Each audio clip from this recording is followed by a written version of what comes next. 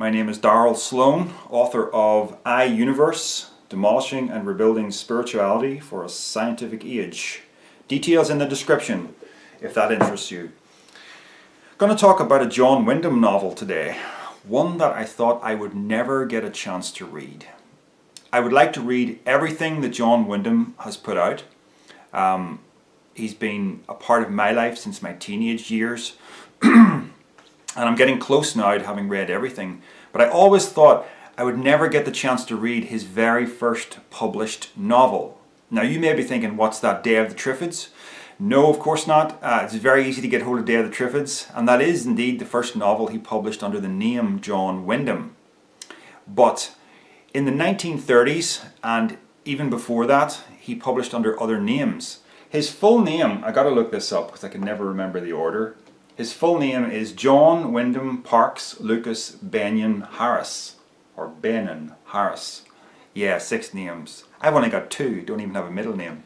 But he did not use John Wyndham until after the war, beginning with Day of the Triffids, and that's the name he stuck to for all of his writing and publishing after that point until death. But in the 1930s, he published a couple of novels under John Benin.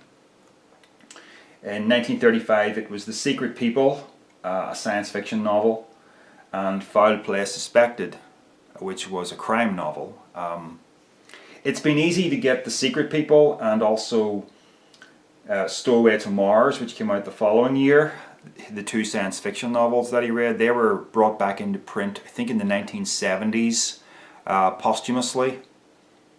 Was it Coronet Books? I'm not sure, but you can get second-hand copies of those easy enough. But they've also more recently been brought back into print by Penguin, who published the majority of John Wyndham's works. So it's easy to get The Secret People and Stowaway to Mars.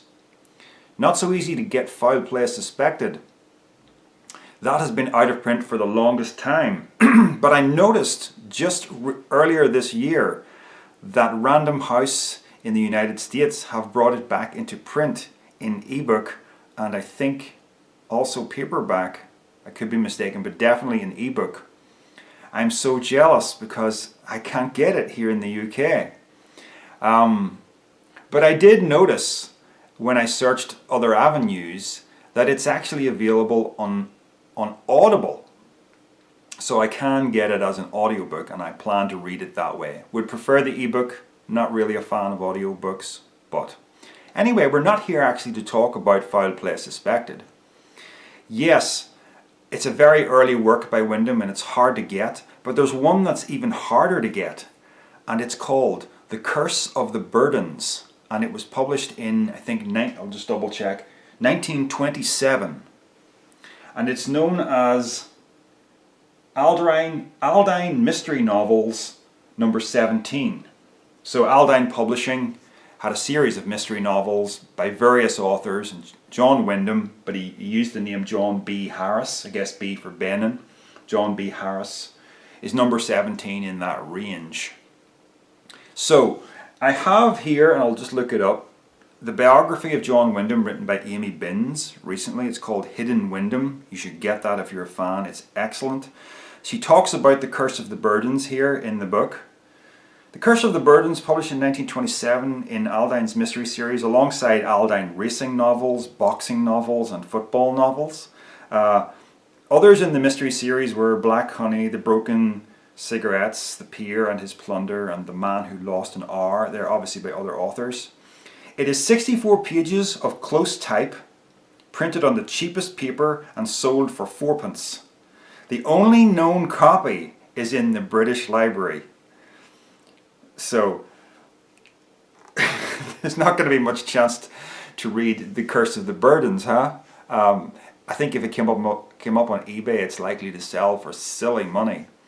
So, imagine my surprise when on Audible, at least Audible in the UK, there was The Curse of the Burdens as an audiobook.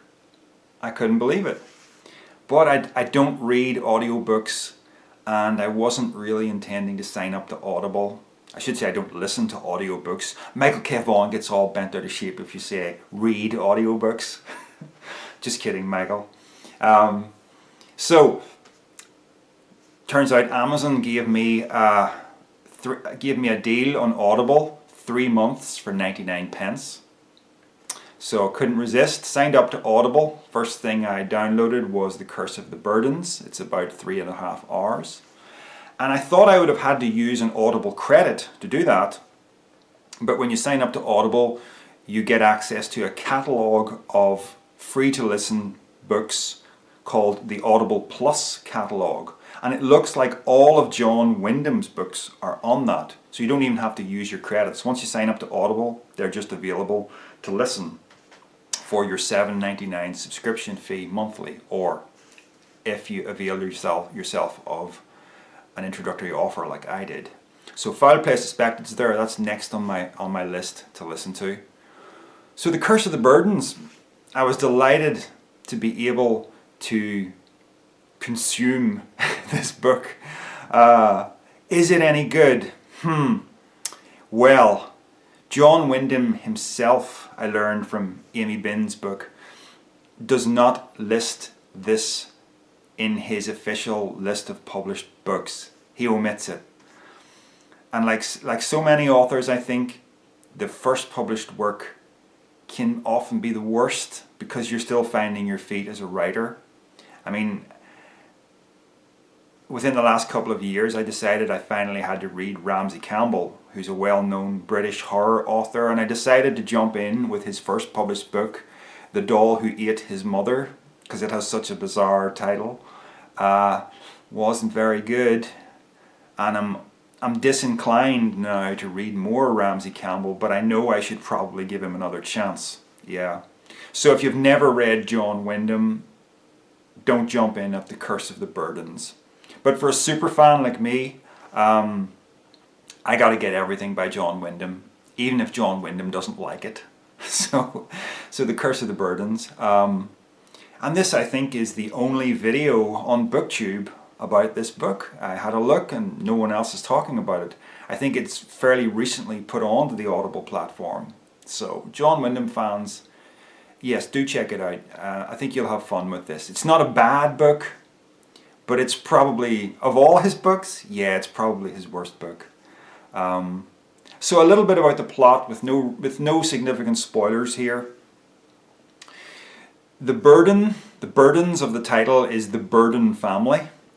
Principally a character called Dick Burden and his brother James. And the curse of the title is something that dates back to the time of Henry VIII, when Henry VIII left the Catholic Church and got rid of all the monasteries. There was one disgruntled monk who spoke a curse against the monastery that he was losing to the Burden family back then. He says, "You will all die by fire or water." That's the curse. So, at the beginning of the novel, these two brothers, James and Dick, are arguing about their estate, about the manor house or whatever it's called on the Burden property, which was once the monastery, because their cousin who owned it has died in the sea, right? Under possibly suspicious circumstances. We're not sure if it's murder, we're not sure if it's suicide, but the question in the background is, of course, is this the Burden curse? And then, I'm going to tell you this now because it's fairly close to the beginning of the book. The brother James dies next, again in the sea. So now Dick is wondering, is there something to the curse? Other people who come into the story are wondering, is there something to do with the curse? Dick wants to marry this young woman whose father is totally against it, and the father thinks that the curse is real. So Dick the question is Dick going to die by fire now? So that sets the scene for the novel, The Curse of the Burdens. Who killed James Burden? Is the curse real? Is Dick going to die now? So there's hints of the supernatural, but it's downplayed. It's very much a traditional mystery novel where things will be solved in the end. Characters were okay. They're not particularly memorable. I listened to this basically while I was going for long walks in the countryside, and Audible has a useful function where you can tap a button to rewind 30 seconds, because listening to audiobooks, my attention will drift every now and again. That's a really good feature. But I got through it, and I gotta say, I was a little confused towards the end, so much so that I decided to re-listen to the last 30 minutes, maybe 45 minutes of it. I had to re-listen to it to make more sense of it, because I was kind of going, who's that? And and having these sort of reactions.